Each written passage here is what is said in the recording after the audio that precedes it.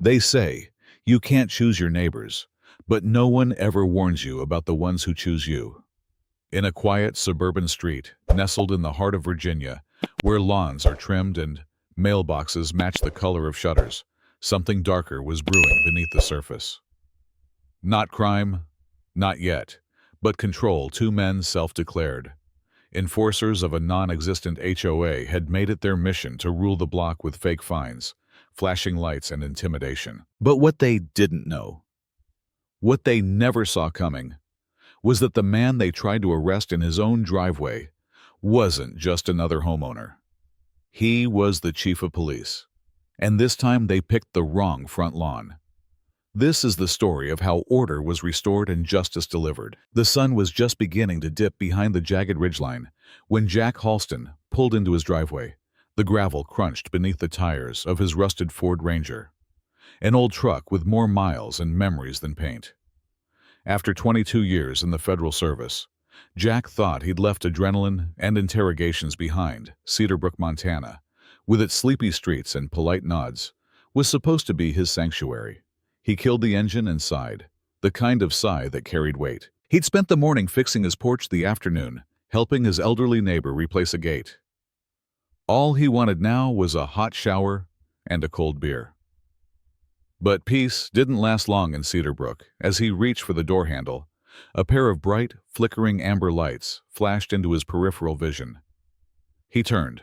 A black SUV, unmarked, but decked out with fake authority, pulled up at the base of his driveway. Two men stepped out like they owned the ground beneath them. They wore tactical vests, black cargo pants, and matching ball caps with HOA enforcement printed in bold, blocky letters across their chests. One was tall and wiry, the other thick and broad like an ex-linebacker with a grudge. They moved fast, purposeful, and they were heading straight for him. "You," the bigger one barked, pointing. "Hands where we can see them." Jack blinked. The wiry one chimed in. "You're in direct violation of Section 9, unauthorized fencing, non-compliant paintwork, and multiple reports of aggression toward HOA officials." Jack took his time opening the door. His boots hit the gravel with the calm, deliberate weight of a man used to standing his ground. "I'm sorry," Jack said, raising an eyebrow.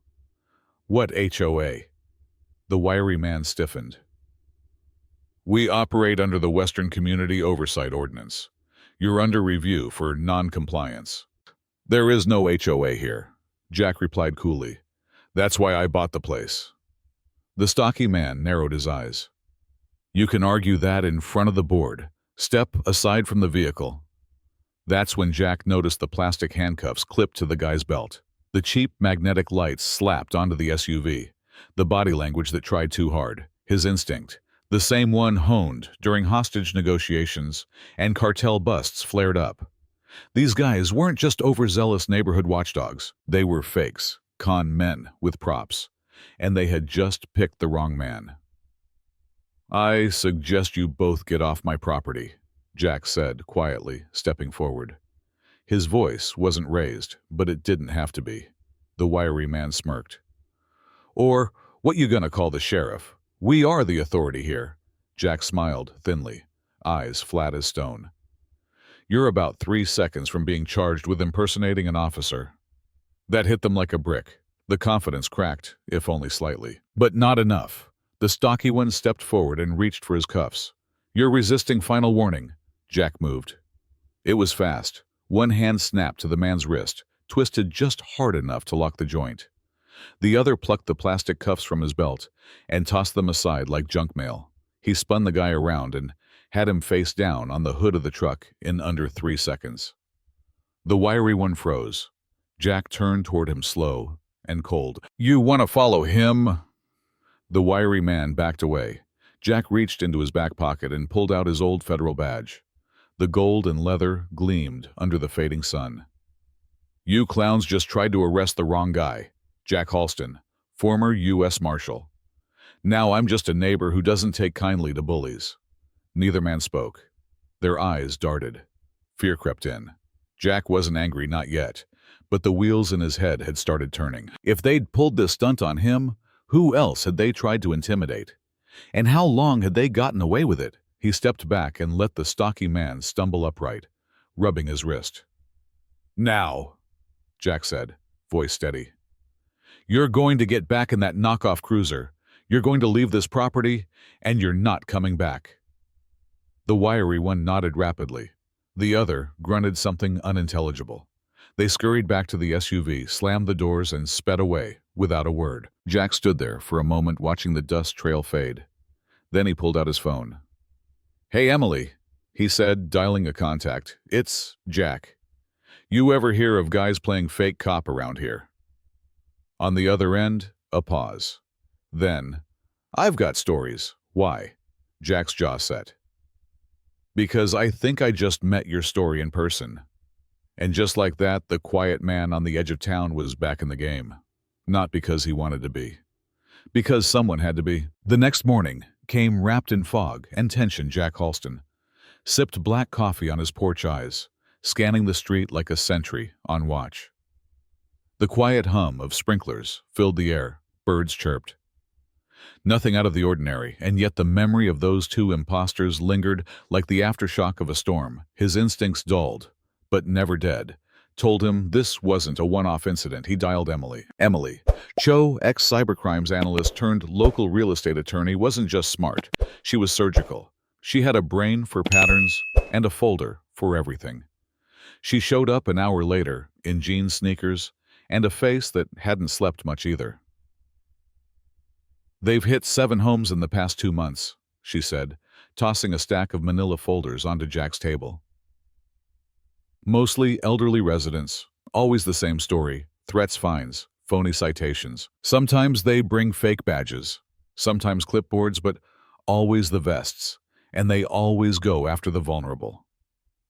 Jack flipped through the files, names, photos, handwritten statements, all people who'd been cornered, frightened, coerced. A few had even paid compliance fees in cash. "This one's a widow," Emily said, tapping one file.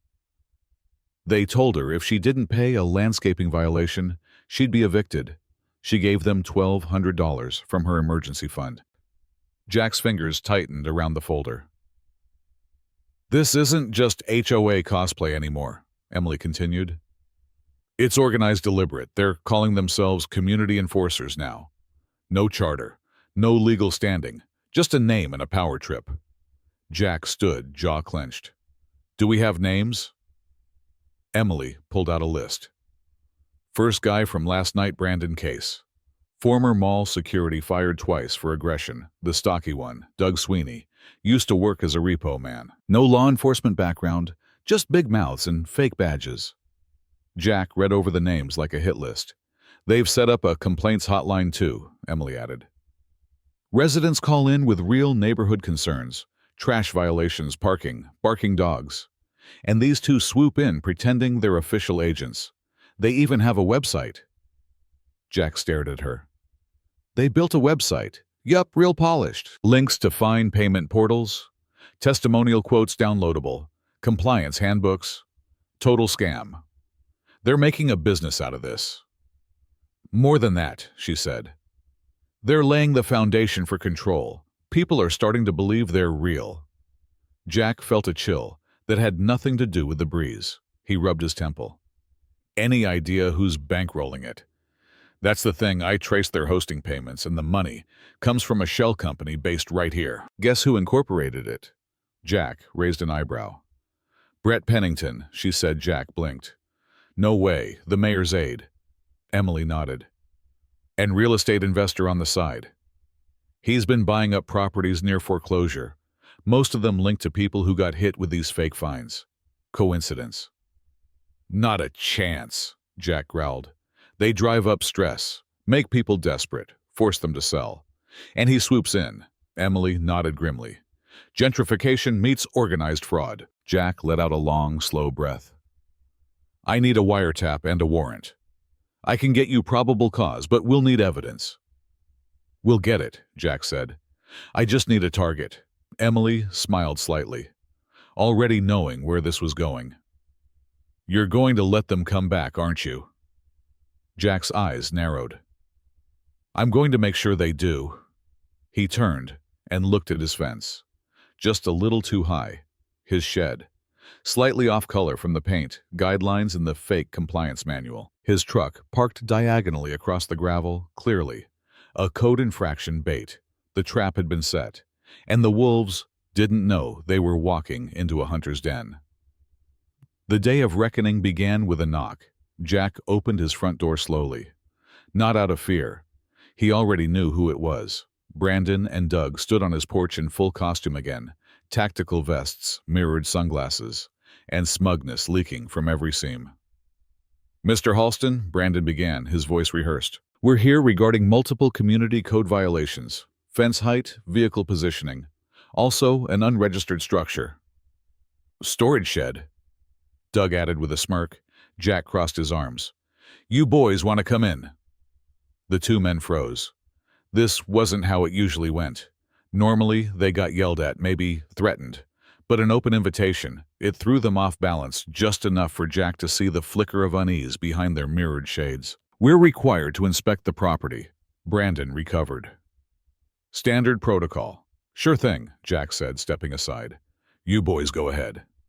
As they entered, the cameras, hidden in every corner of the house and yard, began to roll. In the living room, Emily sat casually on the couch with a laptop, her phone connected to a live stream being fed to the county sheriff's office. On the screen, 3 deputies watched with interest. In Jack's kitchen, Ethan Carter, yes, that Ethan Carter, chief of police, stood by the coffee pot. Arms folded, eyes narrowed. He'd cleared his schedule for this. It didn't take long. Brandon pulled out a citation book, completely fake, and scribbled something down. Doug tried to take photos with a phone preloaded with their so-called violation app.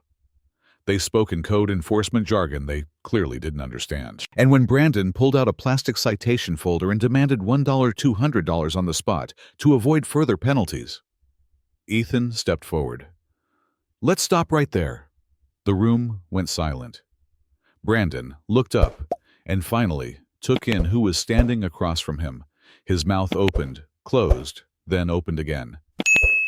"Wait, you're Chief Carter," Ethan said, calmly, pulling out his badge.